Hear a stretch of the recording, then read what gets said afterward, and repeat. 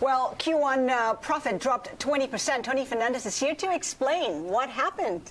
Well, no, I mean, I think oil price was much higher quarter on quarter, but we're not a quarterly business. We've been readjusting. We've been looking at our cost structure. We believe So nothing to do with Thailand, nothing to do with the Indonesian operations? Well, no, Indonesia and Philippines are both doing very well. Thailand was down due to the passing of their beloved king. But we're still forecasting to be better than 2016 for the rest of the year. The competitive environment is much, much better, and we're seeing much better loads and yields in the second, third, and fourth quarter. So 2016 was a record year. We think 2017 will be better than 2016. So that's AirAsia. AirAsia X isn't doing well either. Stocks plunge following a very disappointing quarter. Yeah. What do you need to do to turn it around? Again, you will start seeing, AirAsia X was naked in terms of hedges on currency, and the ringgit moved quite a lot. So it's just a matter of readjusting. You can't turn on the revenue straight away. So if you look, improvements will come in the second, third, and fourth quarter. We really believe in the model. Utilization has gone up. Costs are going down. So, it's a long game. Similar. So no need to re-strategize? Is this something you're doing differently to ensure no, AirAsia X? It's the same. I mean, it's the same model, 5 to 8 hours. We're doing good. And, just like you guys were asking me about Philippines and Indonesia, should you carry on, should you close down? In Philippines is going to be one of our strongest airlines going forward. We're very, very confident. So it's a long game. We're very confident about what we're doing. And both AirAsia and AirAsia X are in a good place. AirAsia is really in a good place. We have 4 powers of engine growth: Philippines and Indonesia, Malaysia and Thailand. I want to touch on your joint venture in China, Everbright. Why Everbright? Well, I mean, they came to us. We've known them for a while, and they're a big state-owned enterprise. They have a lot of entrepreneurial flair as well.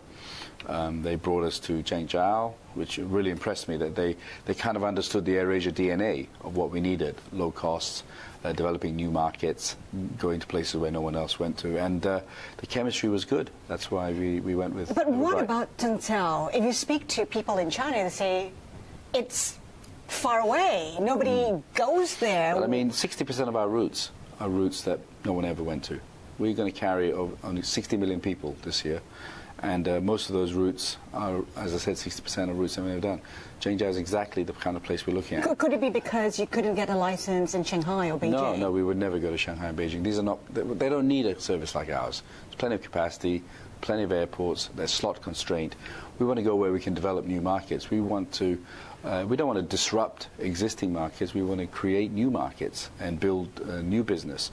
That's what AirAsia has been good at. We're going to Nagoya in Japan, not Tokyo, because no one else has gone to Nagoya. We opened Bandung, where no one else. We announced a route last week, KL, Sihanoukville, where no one has ever flown before. So that's our marketplace, and that's why I'm so confident of 2017, because the competitive environment has improved dramatically. The oil price is stable. Everyone was saying oil price is going up. Some of the analysts were saying today it went down 5%. We know we're in that band. There's a lot of shale out there. Pollution is an issue. And so whatever OPEC does, the demand is going to continue to drop. And there's going to be a lot more product out there. So for the first time in my 16 years, we've got a great competitive environment. We've got stable oil. And so we're feeling very confident. That's why we're adding 29 planes in 2017. Okay, back to your China JV. How much will be invested? Where will you fly to? And give us a time frame. Yeah, it's premature to talk about. It's like when we did India. We didn't really have a clear time frame. 2 to 4 years. Well, we would hope by 5 years we'd have about 50 aircraft going there. But there's a lot of approvals to get. There's a lot of work to be done. India, China's like India. It will take time. But, we play the long game. We're building a franchise that has an incredible foundation in ASEAN, now with our Vietnamese joint venture. And we have the 2 biggest countries, India and China. What amazing stories. We're going in India, we went to Bangalore. That's doing really well, way above where we expected. For the next 6 months, we're looking at profitability with 10 aircraft now.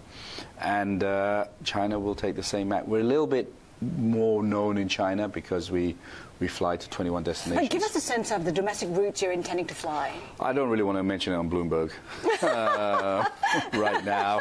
In due course, Aslinda, in due course. Okay, so there's talk that you may be interested in the Chinese plane, the passenger plane, C919. Why? Well, I mean, I think as an airline, you have to look at everything.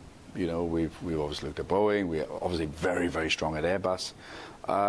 We are the first airline to take planes from Tianjin, where Airbus makes factories. We were the first international customer. So we'd be foolish not to look at new planes. Ryanair has said they're going to look at it. So we're all driven by costs. And we have great relationship with many Chinese companies, Huawei. We're doing a lot of stuff with Huawei. All the banks we work with very closely. So we should look at it. It's in our backyard. You know, there's been a lot of discussion on your jewel in the crown, your leasing unit, the status of that. Well, we have a three-pronged strategy. Just to preface that question, we think we have good earnings growth from our passenger side business, where we've built a great foundation. We're still the lowest cost airline in the world.